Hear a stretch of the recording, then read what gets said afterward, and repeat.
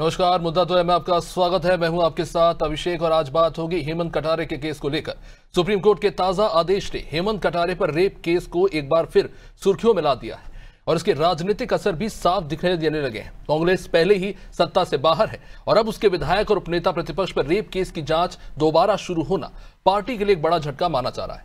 हेमंत कटारे को भले ही गिरफ्तारी से फिलहाल राहत मिल गई हो, लेकिन डीआईजी स्तर की निगरानी में जांच शुरू होने से उनकी मुश्किलें बढ़ सकती हैं। साथ ही यह मामला न केवल पार्टी की साख पर सवाल उठा रहा है, बल्कि विपक्ष की रणनीति को भी असहज कर रहा है। हालांकि कांग्रेस इसे राजनीतिक साजिश करार दे रही है। वहीं इस आदेश के बाद मचे सियासी कलेश ने कई सवाल खड़े कर दिए हैं। उन सवालों को भी हम सामने रखेंगे, लेकिन उससे पहले देखिए ये रिपोर्ट।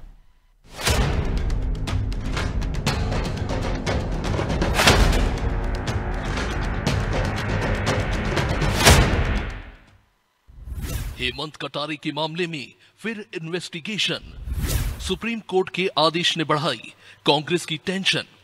कांग्रेस विधायक और उपनेता प्रतिपक्ष की मुश्किलें फिर बढ़ती दिख रही हैं। दरअसल हेमंत कटारे के खिलाफ रेप केस की जांच फिर से शुरू होगी।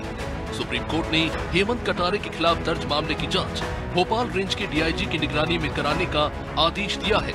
सुप्रीम कोर्ट ने कहा कि जांच की निगरानी डीआईजी स्तर के अधिकारी करेंगे। हालांकि कोर्ट ने यह भी कहा कि फिलहाल हेमंत कटारे की गिरफ्तारी नहीं की जाएगी, बशर्ते वे जांच में पूरा सहयोग करें। इधर इस आदेश के बाद हेमंत कटारे ने तीखी प्रतिक्रिया दी। उन्होंने कहा कि विपक्ष की आवाज दबाने के लिए ये षड्यंत्र किया जा रहा है।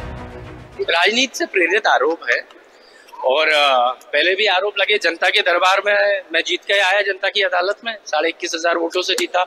बाद में फिर हाई कोर्ट में भी पूरी 7-7.5 साल जांच चली, तो वहां पर भी जीत के आया, क्योंकि मैं नर्सिंग घोटाले को उठाया, जल जीवन मिशन के घोटाले को उठाया और सौरभ शर्मा वाला जो ट्रांसपोर्ट का परिवहन घोटाला था। तो इसका परिणाम है कि विपक्ष आवाज दबाने के लिए कोई ना कोई षड्यंत्र इस प्रकार के कर रहा है।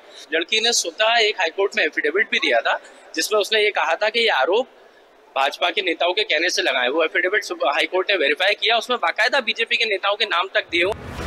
मामले पर सियासत तो शुरू हो गई है, लेकिन अब इस केस की टाइमलाइन को जानिए। जनवरी 2018 में भोपाल से पत्रकारिता में मास्टर डिग्री कर रही छात्रा ने कांग्रेस विधायक हेमंत कटारे पर दुष्कर्म, अपहरण और धमकाने का आरोप लगाया, जिस पर केस दर्ज हुआ। फरवरी 2018 में पीड़िता ने दावा किया कि कटारे ने दोस्ती के बहाने कई बार उसका शारीरिक शोषण किया और फिर धमकाया। मार्च 2018 में हेमंत कटारे ने खुद को झूठे केस में फंसाने का आरोप लगाते हुए पीड़िता पर ब्लैकमेलिंग और फिरौती मांगने का केस दर्ज कराया। लेकिन अप्रैल 2018 में पीड़िता ने कहा कि उसने झूठे आरोप लगाए थे और कटारे निर्दोष है, लेकिन इसके बाद फिर अपने बयान से पलट गई। दिसंबर 2024 में मध्य प्रदेश हाई कोर्ट ने हेमंत कटारे को गिरफ्तारी से अंतरिम राहत देते हुए कहा कि जांच में सहयोग करे। वहीं जनवरी 2025 में मध्य प्रदेश सरकार ने हाई कोर्ट के आदेश को चुनौती देते हुए सुप्रीम कोर्ट में एसएलपी दाखिल की। इसके बाद 4 अगस्त 2025 में सुप्रीम कोर्ट ने आदेश दिया कि अब मामले की जांच डीआईजी स्तर के अधिकारी की निगरानी में होगी। वहीं पूर्व परिवहन मंत्री भूपेंद्र सिंह ने हेमंत कटारे पर दर्ज रेप केस में एफएसएल रिपोर्ट बदले जाने का आरोप लगाया था, लेकिन अब बीजेपी सुप्रीम कोर्ट के आदेश पर कुछ भी कहने से बचती नजर आ रही है। माननीय न्यायालय का निर्णय है और न्यायालय के निर्णय पर हम टिप्पणी करना नहीं चाहते। न्यायालय ने जो निर्देश दिए हैं उस अनुसार जांच होगी। बीजेपी पे आरोप लगा रहे षड्यंत्र बीजेपी। देखिए, न्यायालय का निर्णय, यार आप तो समझदार हैं, न्यायालय के निर्णय पर कोई भी टिप्पणी करना अतिशयोक्ति है, गलत है, नहीं करना चाहिए। हम न्यायालय और जो संवैधानिक संस्थाएं हैं, भारतीय जनता पार्टी उनका आदर सत्कार करती है। कुल मिलाकर हेमंत कटारे केस अब सिर्फ एक कानूनी लड़ाई नहीं, बल्कि राजनीतिक अखाड़े की एक नई जंग बनता जा रहा है। सुप्रीम कोर्ट के आदेश ने कांग्रेस की मुश्किलें जरूर बढ़ा दी हैं, लेकिन आने वाले दिन ये तय करेंगे कि जांच की रफ्तार किस दिशा में जाती है और इस पूरे घटनाक्रम का असर कांग्रेस पर कितना भारी पड़ता है। ब्यूरो रिपोर्ट, अनादि टीवी।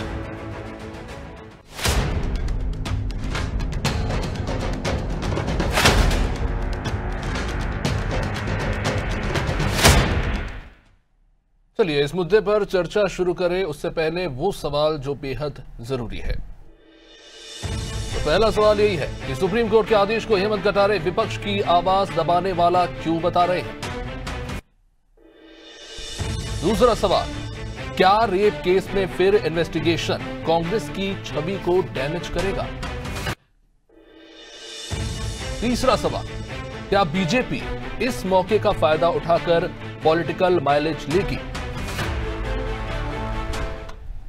तो बहुत से सवाल है इस केस को लेकर। 7 साल पुराना यह मामला जिसमें अब फिर से जांच शुरू होगी डीआईजी रेंज अधिकारी के निर्देश पे और उनकी निगरानी में।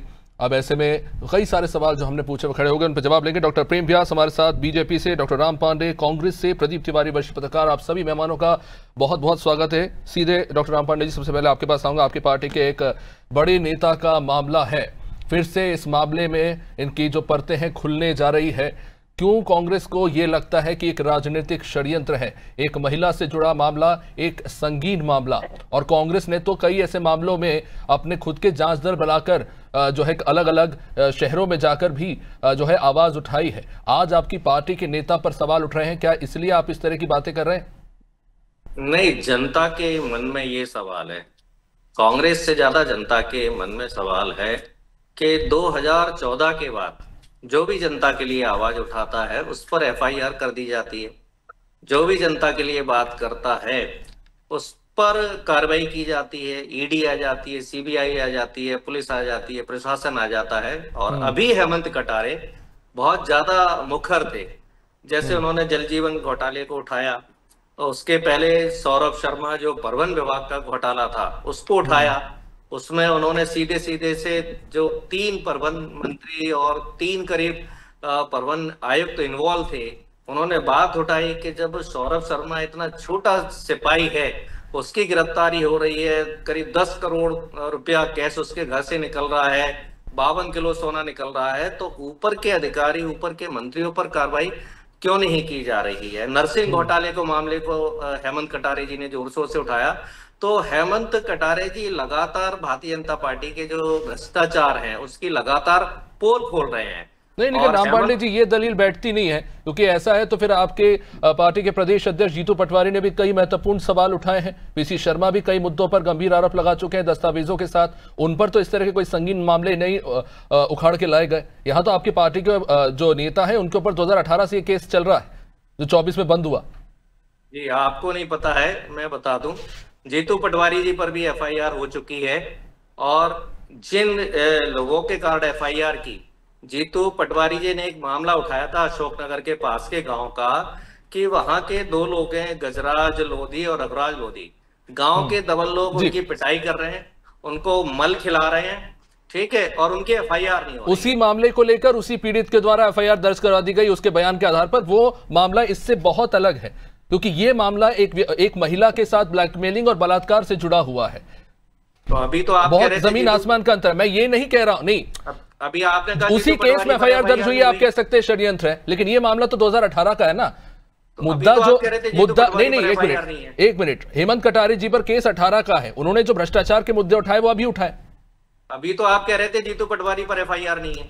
सर, इस तरह से नहीं है कि किसी महिला के द्वारा बलात्कार के आरोप लगाए गए हो, ये दोनों मामले बहुत अलग है। अब आगे सुनिए, जीतू पटवारी जी पर जिन लोगों के कारण एफआईआर की गई, वो परिवार 1 महीने से गायब है। कांग्रेस नेता उनके घर जा चुके हैं। जीतू पटवारी जी अमित शाह जी को भी लेटर लिख चुके हैं, मुख्यमंत्री को लिख चुके हैं कि वो परिवार आखिर कहाँ गायब हो गया, क्योंकि अंत में भारतीय जनता पार्टी इसका आरोप भी कांग्रेस के ऊपर लगा देगी कि वो परिवार कहाँ गया।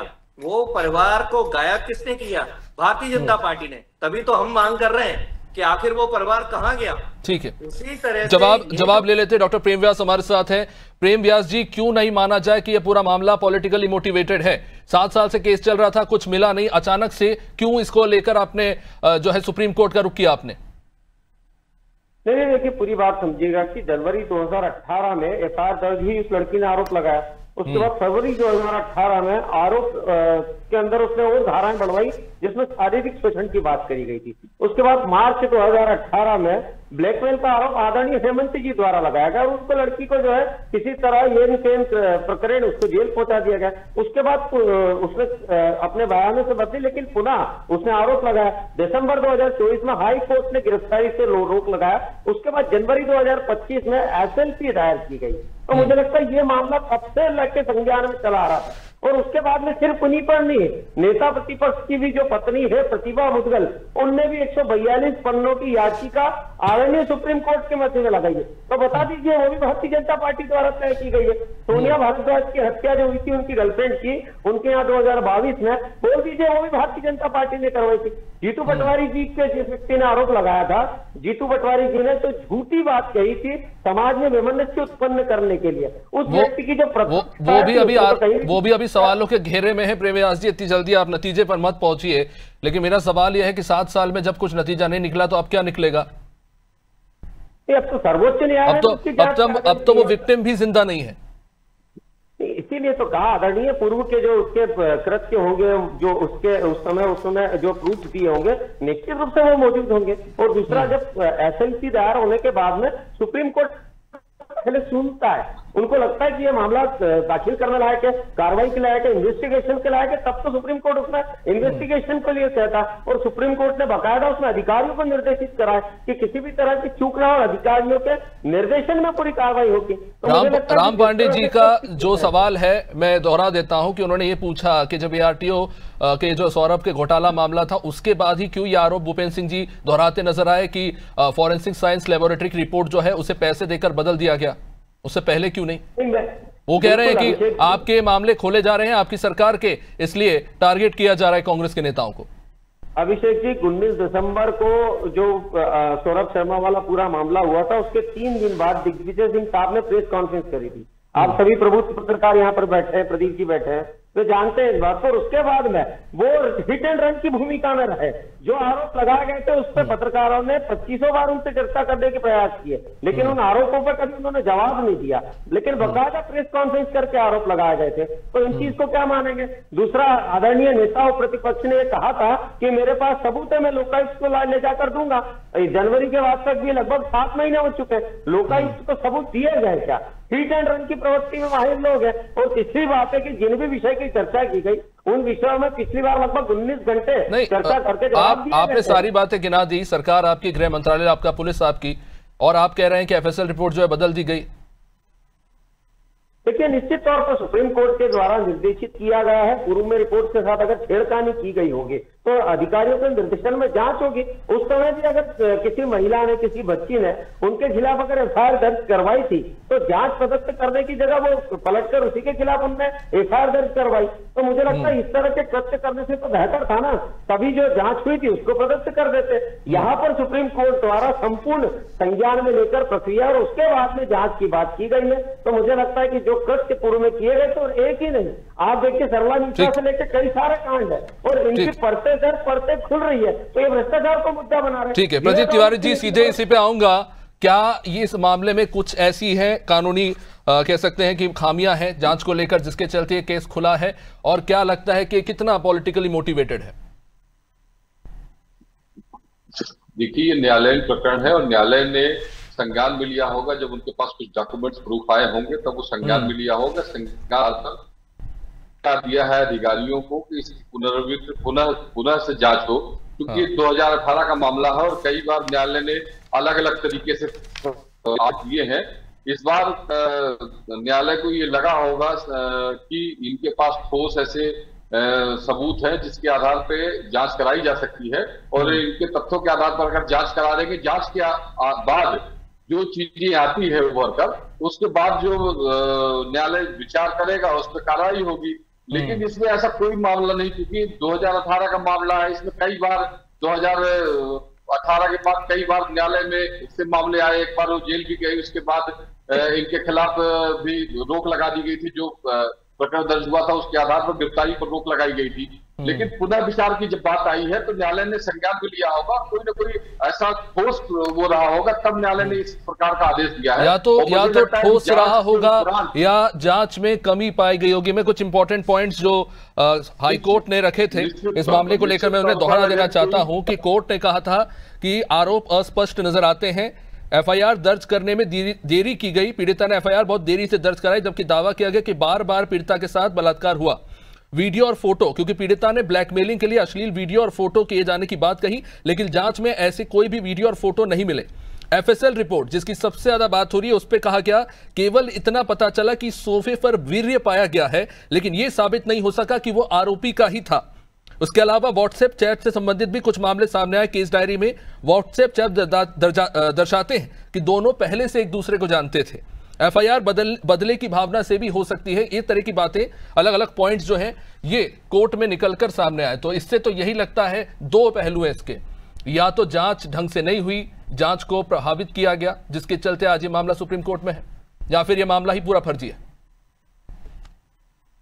देखिए, निश्चित तौर पर जब न्यायालय ने पूरे उसको ध्यान से देखा होगा और न्यायालय ने समझा होगा कि इसमें कहाँ कमी है।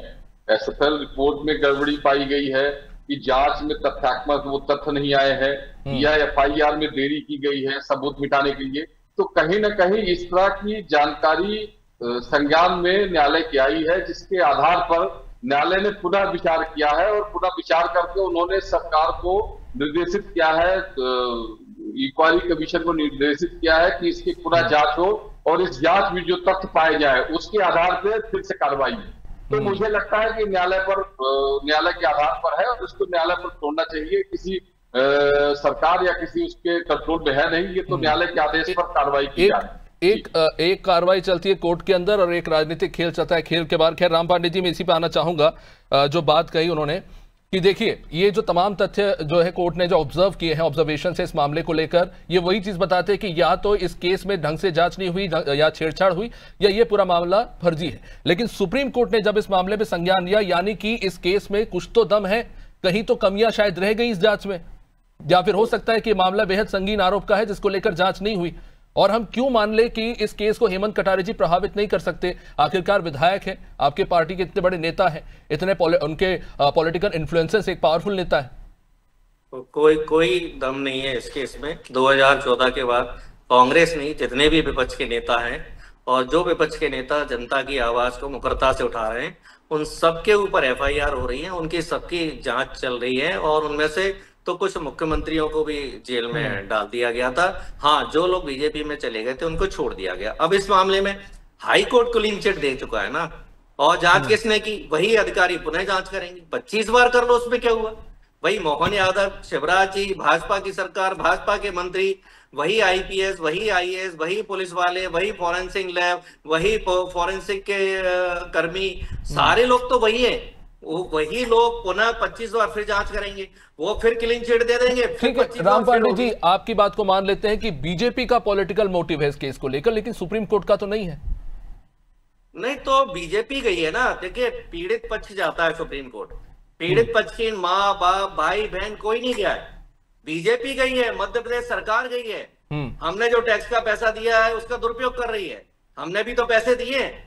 भाई, पीड़ित की मां जानी चाहिए तो उसके परिवार वाले जाने चाहिए थे, मोहल्ले रिश्तेदार वाले जाने चाहिए, कोई नहीं गया है, बीजेपी गई है। अब चूंकि मध्य प्रदेश में सरकार है, डबल इंजन की सरकार है, तो इतना तो सम्मान करना पड़ता है ना। नहीं, राम पांडे जी, ये भी आपको जानना होगा कि एसएलपी तब लगाई जाती है जब किसी केस की जांच को लेकर लापरवाही बरती गई हो, जानबूझ के उसमें कमी लाई गई हो या अनदेखी की गई हो। एसएलपी तभी लगती है, नहीं तो सुप्रीम कोर्ट भी कंसिडर नहीं करती, खारिज कर देती है। तो फिर शिवराज सरकार पर कार्रवाई होनी चाहिए, शिवराज जी को भी जेल में डालना चाहिए, मोहन यादव को जेल में डालना चाहिए, इनके गृह मंत्री पर कार्रवाई होनी चाहिए। भाई, कहीं गलती थी तो यही लोग तो थे, चलिए इनको छोड़ दीजिए। जिस आईएएस ने गलती की उसको जेल में डालना चाहिए। आईपीएस जो भी इसमें इन्वॉल्व थे, अभी कह रहे फॉरेंसिक वाले इन्वॉल्व थे, गलत रिपोर्ट दी, तो उनको ऐसे बहुत से मामले हैं जिसमें रिश्वतखोरी के मामले सामने आए हैं पुलिस के द्वारा। तो भूपेंद्र सिंह जी आरोप लगा रहे हैं कि पैसों का इस्तेमाल किया गया एफएसएल की रिपोर्ट के साथ हेरफेर करने के लिए, उस पर आप क्या कहेंगे? अरे, भूपेंद्र सिंह ही तो मैन कल्प्रिट है, वही तो थे परिवहन मंत्री, इसीलिए तो सारा बकेड़ा खड़ा हुआ है। सौरभ शर्मा ने जो इतनी कमाई की है वो भूपेंद्र सिंह के कारण ही तो की है। और ये अरविंद भदौरिया, जिनको अरविंद कटारे ने हराया है, अरविंद कटारे कौन है?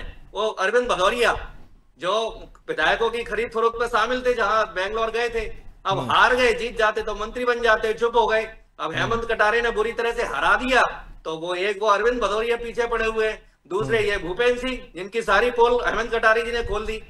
तो हेमंत कटारे जी के पीछे वही लोग पड़े हैं जिनकी पोल वो डेली खोल रहे हैं, जो भ्रष्टाचार में पूरी तरह से इन्वॉल्व है। और देखिए, भारतीय जनता पार्टी तो इस मामले में बिल्कुल बात नहीं करनी चाहिए। मैं आपको बड़े नहीं तो नहीं कर रहे ना। रामेश्वर जी ने तो बड़ी साफगोई से कहा, वैसे तो अपने बयानों के लिए काफी चर्चा में रहते हैं, लेकिन उन्होंने कहा कोर्ट का मामला है, हम इस पे कुछ बोलेंगे नहीं, जो कार्रवाई होगी कोर्ट देखेगी। किसने कहा? रामेश्वर शर्मा जी का अभी हमने बाइट चलाया था, आपने सुना होगा।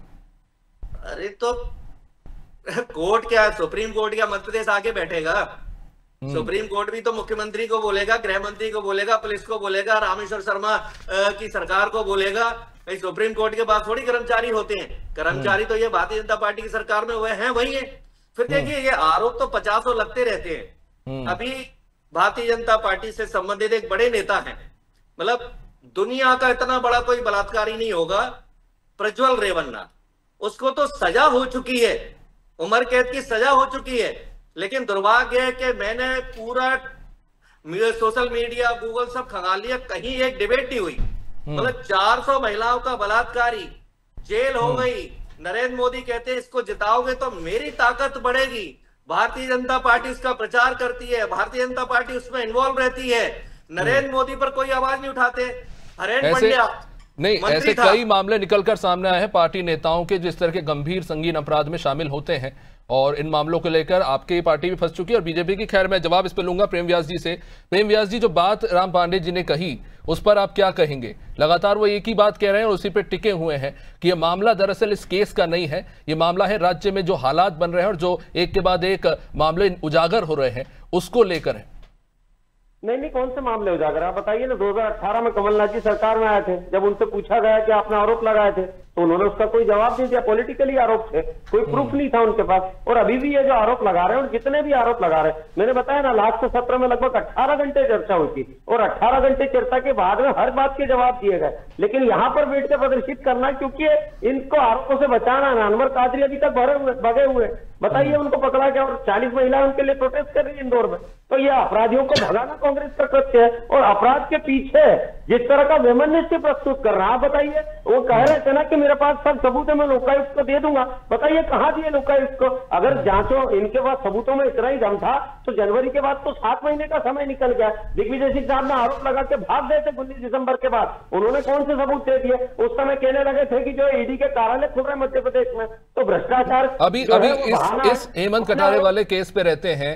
जो बात संजय जी कह रहे हैं उस पर आपका क्या जवाब है कि स्टेट जारी है सुप्रीम कोर्ट एसएलपी करने, परिवार के लोग नहीं है उसमें? नहीं, ईओडब्ल्यू की जांच उन पर चल रही थी 2007-8 में भी इन्होंने। सर मैं हेमंत कटारे वाले केस की बात कर रहा हूँ, ईओडब्ल्यू और ईडी के तो 10 केस चल रहे हैं। जी बिल्कुल मैं बोल रहा हूँ हेमंत कटारे जी वाले मामले की पूरा। इन्होंने कहा कि उन्होंने मामले उजागर करे। 2018 में तो नेताओं प्रतिपक्ष थे ही नहीं, उस समय तो मात्र विधायक थे। जिस समय वो महिला बच्ची ने जो आरोप लगाया था उन पर, तो उस समय कौन सा आरोप उन्होंने उजागर कर दिए थे? तो 2017 से लेकर 2018 से लेकर अभी तक सतत कार्रवाई चल रही है। दूसरी बात है कि जिन आरोपों की बात कर रहे हैं, मैं तो खुले तौर पर कह रहा हूँ कि अगर लोकायुक्त में उनके पास सबूत थे तो जांच लेकर क्यों नहीं गए? तीसरी बात है कि जिस तरह से आज कार्रवाई की जा रही है, सभी पक्षों पर कार्रवाई की जा रही है। अगर आप अपराध में लिप्त हैं तो आप पर कार्रवाई होगी। और अगर ये कह रहे हैं कि ये भारतीय जनता पार्टी द्वारा गठित अपराध के तहत गिरा जा रहा है, तो उमंग सिंगार जी की पत्नी भी सुप्रीम कोर्ट गई है, तीसरी या चौथे नंबर की, और उसने भी जो है 144 पन्नों के आरोप लगाए हैं। तो क्या वो भी भारतीय जनता पार्टी के लोग लगा रहे हैं? सिर्फ आरोपों से बचने के लिए इस तरह के कृत्य करना, तो मुझे लगता है कि आदरणीय सुप्रीम कोर्ट का असम्मान कर रहा है। जिस तरह से आदरणीय सुप्रीम कोर्ट नहीं वो तो अब जब जांच होगी उसके बाद स्पष्ट होगा कि क्या हासिल है इसका। खैर समय बहुत सीमित है, इस पे प्रदीप जी जल्दी से स्टेटमेंट चाहूंगा कि एक बात तो है, अगर दूसरी पार्टी का कोई नेता किसी संगीन आपराधिक मामले में फंसता है तो सामने वाली पार्टी जबरदस्त खुश हो जाती है, उछलने लगती है, लेकिन जब अपनी पार्टी को लेकर मामला आता है तो नरम पड़ जाती है। मेरा एक ही सवाल है कि जनता में किसी महिला के साथ अपराध होता है तो राजनीतिक दल अपना अपना गुट बना के जांच करने पहुंच जाते हैं, लेकिन जब आपकी पार्टी के अंदर ऐसी कोई घटना होती है तो जब तक सुप्रीम कोर्ट आदेश नहीं देगा, हाईकोर्ट आदेश नहीं देगा, आप अपनी पार्टी के नेता की क्यों जांच नहीं करवाते? वो किस तरह की छवि वाले हैं? क्योंकि अंततः सार्वजनिक जीवन में उनको वोट इसी बात का मिलता है कि वो जनता की सेवा करते हैं कि नहीं, वो कितने आपराधिक मामले उन पे चल रहे कि नहीं। देखिए कोई भी पार्टी हो, किसी पार्टी में भी सबसे बड़ी प्रक्रिया ये होती है कि उसका नेता का प्रभाव देखता है और प्रभाव ही उसको बचाता है। इसीलिए पार्टी में आप देखें तो चाहे बीजेपी में विजय शाह जी की बोल बिगड़े हो, उसमें पार्टी दूसरी तरफ हो गई। उसी तरह से हेमंत कटारे जी का जब मामला आया 2018 में, तो लगातार पार्टी कहीं ना कहीं कुछ न कुछ मुखर रही, उनके पक्ष में रही, और यही कारण रहा कि वो आज तक निराकरण उसका नहीं पाए, कोर्ट जाना पड़ा महिला को। अब अगर कोर्ट में आप हाई कोर्ट ने क्लीन चिट दे दिया है तो निश्चित तौर पर सुप्रीम कोर्ट भी क्लीन चिट देगा। इसलिए कि अगर सही गलत है मामला तो गलत को सही कोर्ट करेगा, गलत तो जांच के आधार पर ही होगा। सुप्रीम कोर्ट पहले ही हाई कोर्ट क्या कर लेगी अगर आप सही से जांच ही नहीं करेंगे? हाँ, निश्चित तौर पर आपको अगर जब जांच जाएगी तथ्य आएंगे सामने, अगर झूठा FIR होगा तो वो न्यायालय में उसका खात्मा लग जाएगा, लेकिन अगर सही पाया जाएगा तो कार्रवाई होगी। तो इसमें डरने वाली बात कोई नहीं है। इसमें पार्टी को मुखर होना चाहिए कि भाई अगर जो दोषी है, जो गड़बड़ किया है, उसके खिलाफ कार्रवाई होनी चाहिए, चाहे किसी दल का हो, भाजपा का हो, कांग्रेस का हो, समाजवादी पार्टी का हो, तभी इनकी साख बचेगी। देखिए क्या है, पार्टी को अपनी छब बनाने के लिए नेताओं की छब बनाना जरूरी है। अगर लीडर ही आपका गड़बड़ छवि का हो गया है और उसके खिलाफ आप खड़े हो, उसके पक्ष में खड़े हो गए हैं, गलत कर रहा है, तो निश्चित तौर पर जनता आपको कहीं ना कहीं आप बोलेगी क्या गलत कर रहे हो। इसलिए देखना होगा कि किसमें कितनी सियासत है और कितनी हकीकत है। खैर अब ये जांच के बाद स्पष्ट हो पाएगा, और ये सबसे दिलचस्प है कि अब ये जो जांच शुरू होगी क्या उसका नतीजा अलग होगा या फिर ढाक के 3 पात। बहुत बहुत शुक्रिया आप सभी मेहमानों का इस चर्चा में शामिल होने के लिए। तो सुप्रीम कोर्ट के निर्देश के बाद अब फिर से इन्वेस्टिगेशन होगा। अब इस इन्वेस्टिगेशन में क्या निकल कर आता है यह बेहद महत्वपूर्ण है। फिलहाल इस कार्यक्रम में इतना ही। आप देखते रहिए अनादि टीवी। नमस्कार।